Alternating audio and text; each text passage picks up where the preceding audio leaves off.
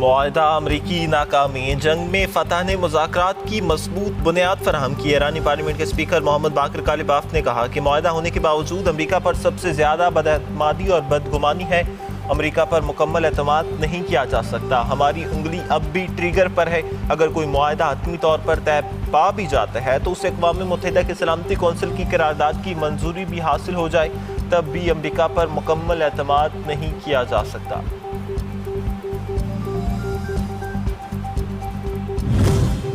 Hezbollah की मफाहमती याददाश्त पर ईरानी अवाम क़यादत और इनके हामियों को मुबारकबाद। कहा कि ये मुआहदा खित्ते में मुज़ाहमती कुव्वतों की कामयाबी है।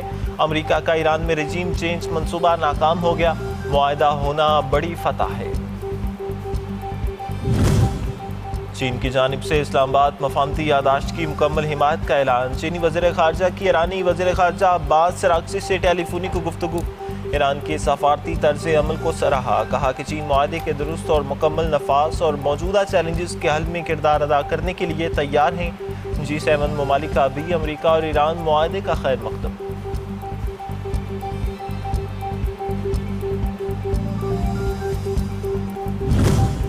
और करदम BLA की दहशतगर्दी अब सिर्फ पाकिस्तान नहीं, आलमी तिजारत और इलाकाई राब्तों के लिए भी खतरा बन चुकी है। तुर्क मीडिया में शाया रिपोर्ट के मुताबिक बलूचिस्तान की शाहराहें और तिजारती राहदारियाँ BLA के हमलों के बायस खतरनाक जोन में तब्दील हो रही। अमरीका, ऑस्ट्रेलिया और बरतानिया BLA को दहशतगर्द तंजीम करार दे चुके। मज़ीद ममालिक पर भी दबाव बढ़ गया।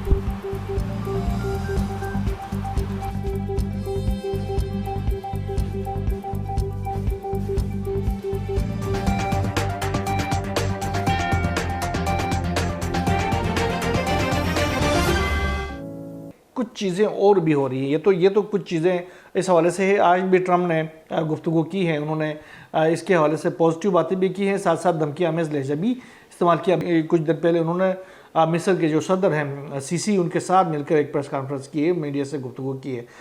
अब ये है कि गुज़िश्ता कुछ दिनों से, ये जो चंद दिन से कुछ वाक़यात ईरान के अंदर हो रही है। ख़ास तौर पर हमने देखा कि गुज़िश्ते रोज़ जो है वो कशम के अंदर धमाके सुने गए, फिर हमने देखा कि इस्फ़हान के अंदर धमाके गए। आज भी इतलात आ रही है कि इस्फ़हान के अंदर से धमाके सुने गए। अब इस्फ़हान में धमाके क्यों हो रहे हैं? इस्फ़हान के अंदर तो वो यूरेनियम के मौजूदगी के हवाले से दुनिया के अंदर ये बातें चल रही हैं कि इस्फ़हान के जो प्लांट है, न्यूक्लियर प्लांट है, वहाँ पर वो जो 450 किलोग्राम का जो मवाद है, इनरिच, हाईली इनरिच, वो वहाँ पर मौजूद है। और अमेरिका जो है वो पूरी कोशिश कर रहा है कि किसी तरीके से कोई ग्राउंड ऑपरेशन करके उसको निकाल सके।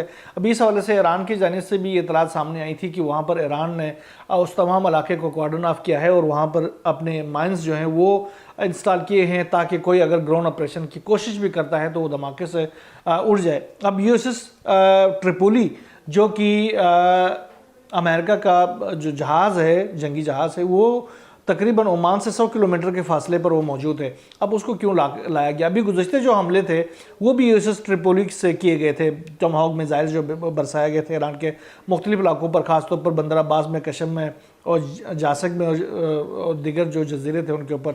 अभी भी इस्फ़हान के अंदर धमाकों की आवाज़ें सुनी गई हैं और फिर हमने देखा कि कशम के अंदर धमाकों की आवाज़ें सुनी गई थी। ये धमाके इस वक्त भी हो रहे हैं जब इलेक्ट्रॉनिकली इस मुआहदे के ऊपर साइन हो चुके हैं दोनों ममालिक के दरमियान। इसके बावजूद ये कुछ धमाके जो हैं वो पुरस्रार हैं। ईरान की जानिब से इस हवाले से कोई बयान जारी नहीं किया है, लेकिन मुझे ये लग रहा है कि इन धमाकों का मकसद इस तमाम तर डील को सबूताज करने की कोशिश है। इन धमाकों के पीछे जो भी होगा, बहरहाल वो इस जो डील है उसको ख़राब करने की पूरी कोशिश कर रहा है। ईरान की जानिब से क्लियर कर दिया गया है कि हर दफ़ा हमारे साथ ये हुआ है कि हमें ऐन मुज़ाकरात के दौरान जो है वो धोखा दिया गया है।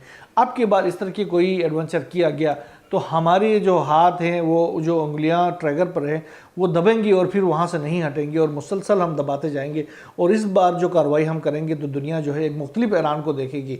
ये ईरान की जानिब से कहा गया है। अच्छा, ट्रम्प जो है वो आपको पता है वो भी अपने जो वादे हैं, जो शिके हैं, उसके हवाले से पीछे हटता जा रहा है। अभी जो बातें आ रही थी कि ईरान के जो मुंजमद असासे वो बहाल किए जाएंगे, इसके हवाले से ट्रम्प मुसलसल अभी कहना शुरू हो गया कि हमने इस तरह का कोई वादा नहीं किया गया।